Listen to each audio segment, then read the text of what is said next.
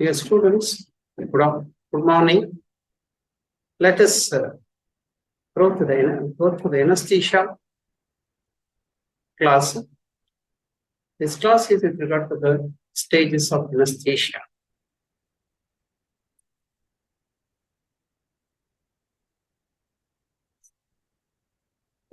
Anesthesia is a drug-induced state of unconsciousness. It is a temporary loss of consciousness for the purpose of carrying out the surgery or the treatment procedures.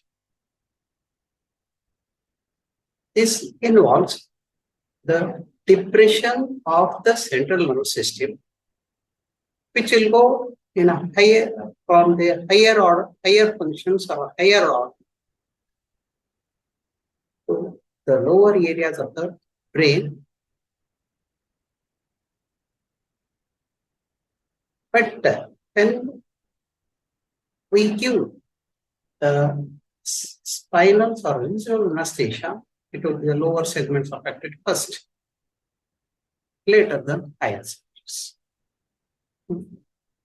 In general anesthesia, the vital centers located in the medulla are paralyzed in the last, and at the depth of anesthesia increases, the respiratory and cardiovascular system is affected a lot.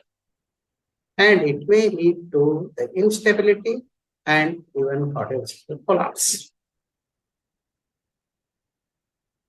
The anesthesia, as you can see, is a depressive state in a controlled manner. It's a controlled depression of central nervous system.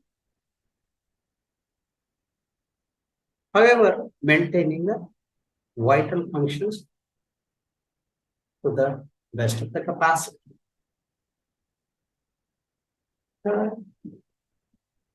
Clinically, assessment of a patient with regard to the depth of anesthesia is important. So, this started with the inhalational technique of anesthesia, which was used in the late 19th century with the use of ether. But the proper stages of anesthesia,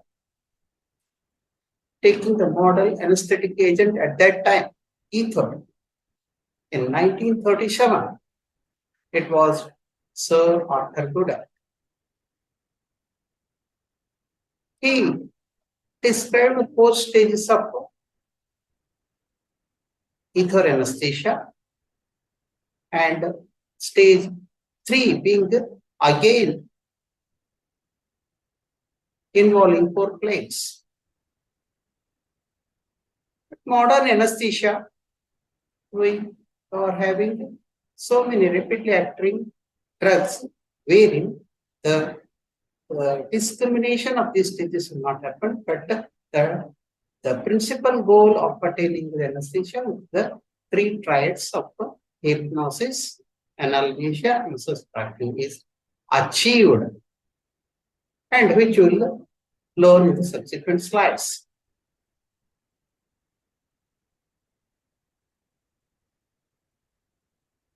The original stages of anesthesia described by Dr. Guedel involve stage 1 is stage of analgesia, stage 2 the stage of delirium, and stage 3 being a proper surgical anesthesia, in which the 3rd plane has to be taken into consideration for starting any surgical procedure. And the 4th plane involves further depression and the danger to the life starts. And when the level of anesthesia reaches the 4th stage at the medullary paralysis, the patient will be in a dangerous state of respiratory and circulatory paralysis, with the total muscle paralysis, and he will be in a danger of death. Let us go to the individual stages.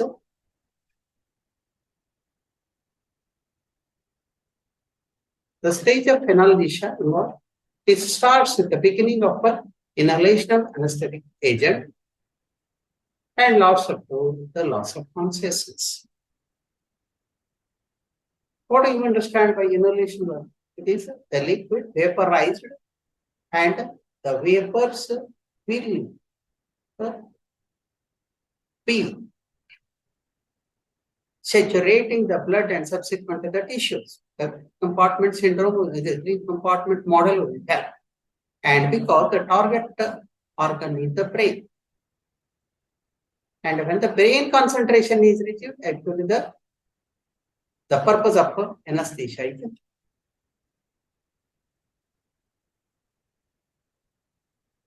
with the onset of this pain, it is a stage of analgesia and pain is abolished. Patient may remain conscious. He can hear and see. He will be in a dream-like state. And a stage of amnesia will be reaching at the end of this stage. And in the stage of analgesia, reflexes and respirations will remain normal. So some minor operations can be carried out during this stage. It is difficult to maintain the ideal health condition, and this is not the usual method of choice for carrying out the surgical procedures. At the maximum, it can be adopted for short procedures. Second stage is the stage of delirium. It is a stage of excitement. With the onset of loss of consciousness to the beginning of regular respiration. As a third, the patient will be in apparent excitement. He may shout, struggle. There may be breath holding, rigidity of the muscle, and breathing will be jerky. In this state, there can be vomiting and inhalatory micturition and defecation. Sometimes heart rate and BP will rise and pupils will dilate due to sympathetic stimulation. No stimulus should be applied or a procedure should be carried out at this stage. This stage is inconspicuous. It is inconspicuous. This is not the stage that is used in the modern anesthesia. The third stage is surgical anesthesia. This is the third stage. You have to remember the third stage. But again, it is split into 4 planes, wherein you will see the eyeball movements and the effect of the anesthetic agent on various reflexes. Plane 1 involves roving of eyeball, central gaze, central fixed gazing, with the eyes being fixed.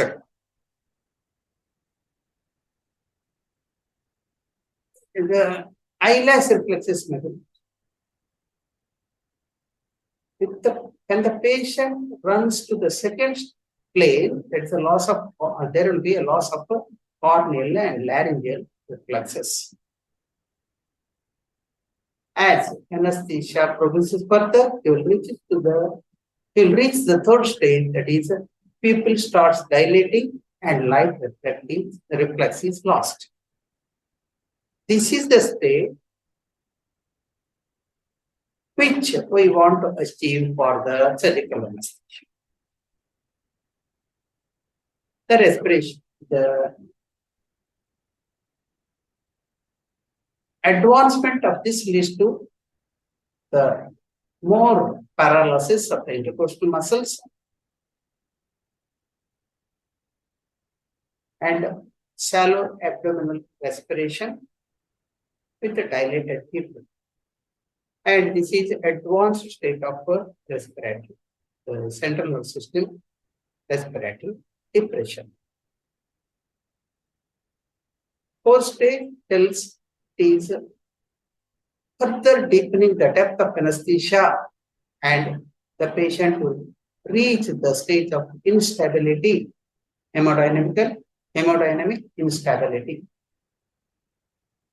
Because the respiratory center being affected, there will be cessation of breathing, and of the cardiovascular system as a center involvement, failure of circulation. These things may result in death.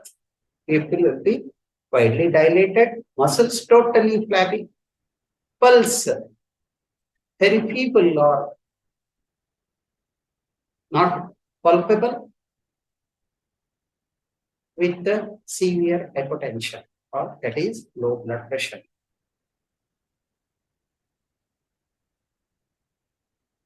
So what we learned from this,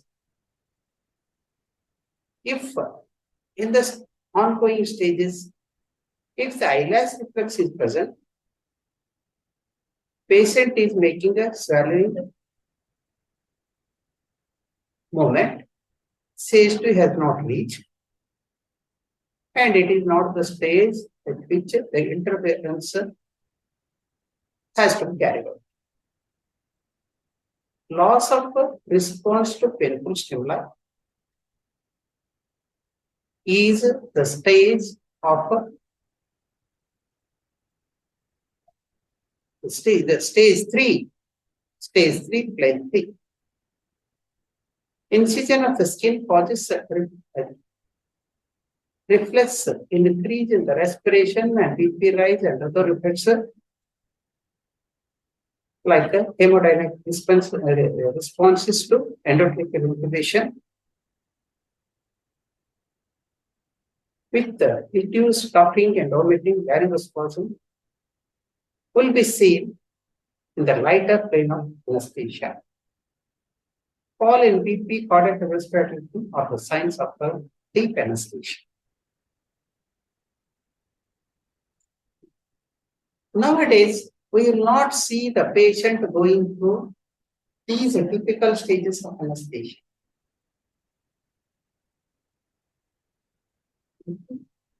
Those days, before 1846, when ether was 1846 to 19, beginning of the 1900, ether was the sole anesthetic agent because it provides good analgesia, muscle relaxation, the plane and stages of anesthesia can be well controlled. And the surgeries were carried out without the use of cautery.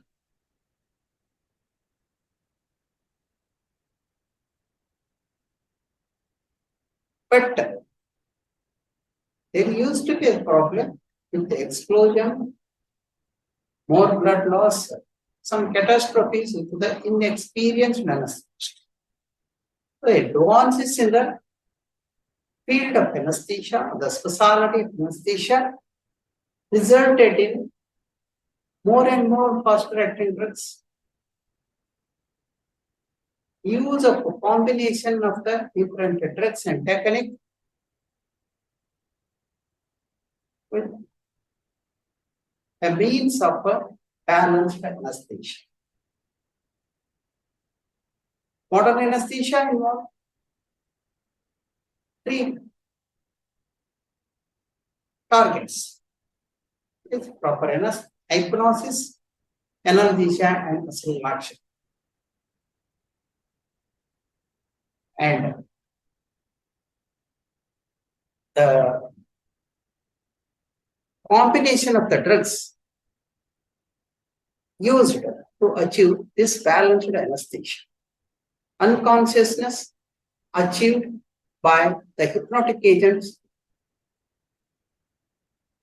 like thiopentone sodium or propofol or some other intravenous anesthetic agents, sometimes inhalation agents, analgesia by the narcotics, morphine.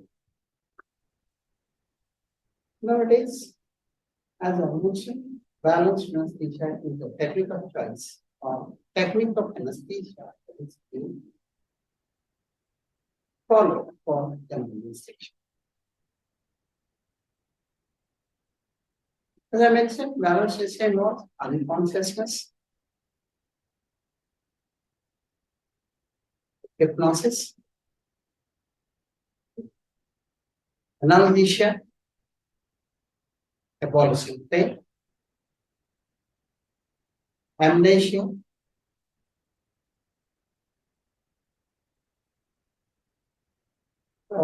abolishing, recollecting of the events, and muscle relaxation. If we use a single drug to achieve all the purposes that are required for surgery, we may give overdose and central nervous system depression advance, and as I mentioned, hemodynamic instability due to respiratory and cardiovascular central environment, respiratory arrest and cardiac arrest. Our understanding of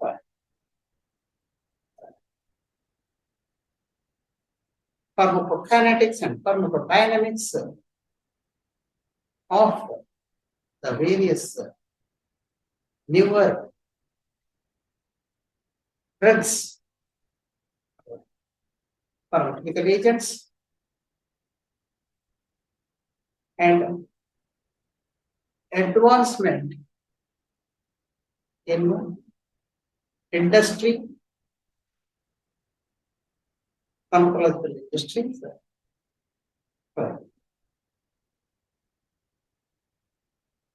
newer drugs due to research that have been control or achieving the different modalities, unconsciousness, analgesia, amnesia, and muscle relaxation using different drugs or combination of the drugs achieve the goal for anesthesia, which is required for controlling the pain and getting a cooperative patient for the surgery.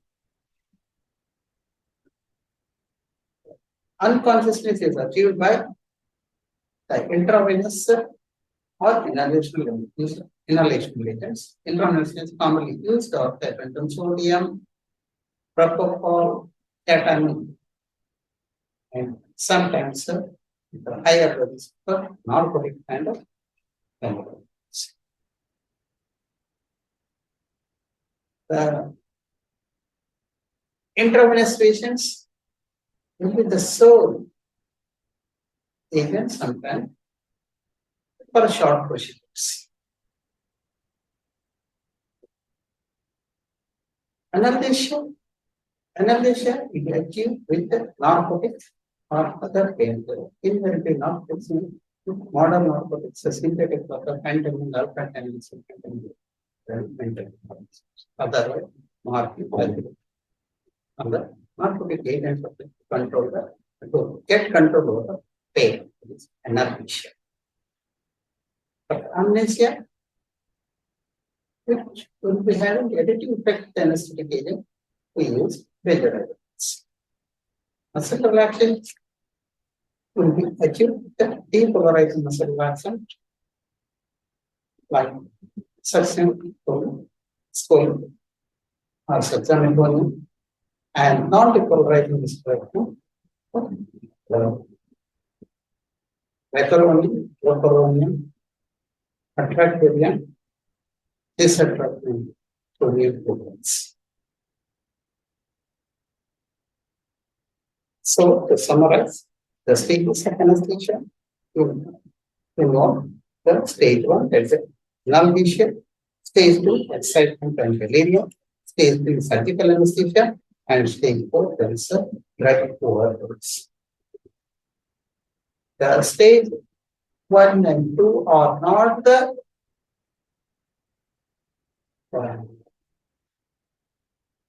stages of the time controlled situation wherein any of the intervention to be carried out. There can be more risk associated.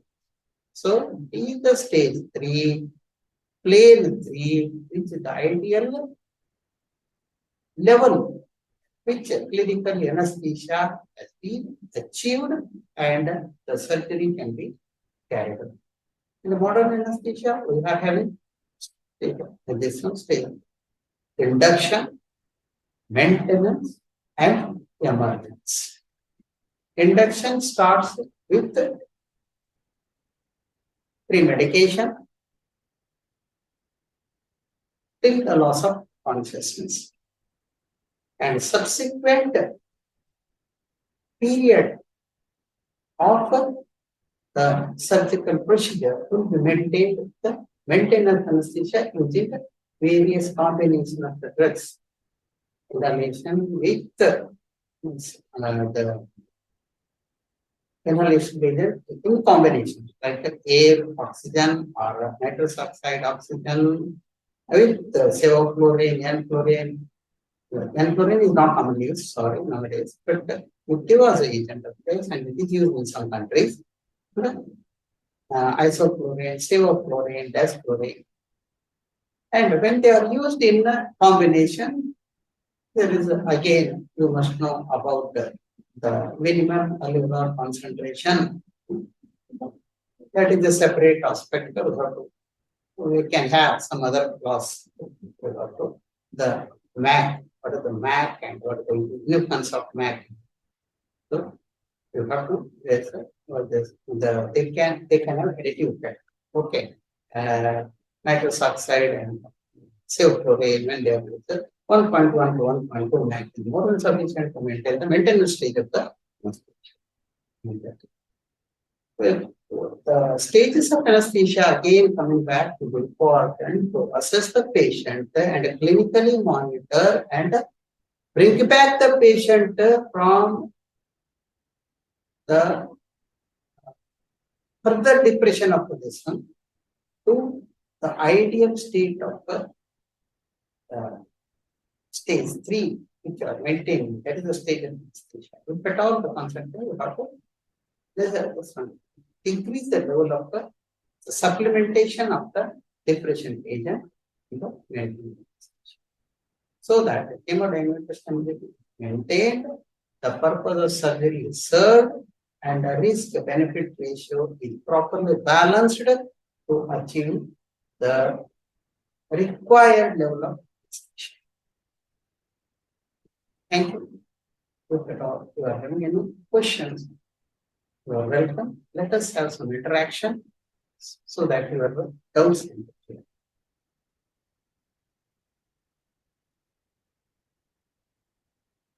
Thanks for your attention. Thank you.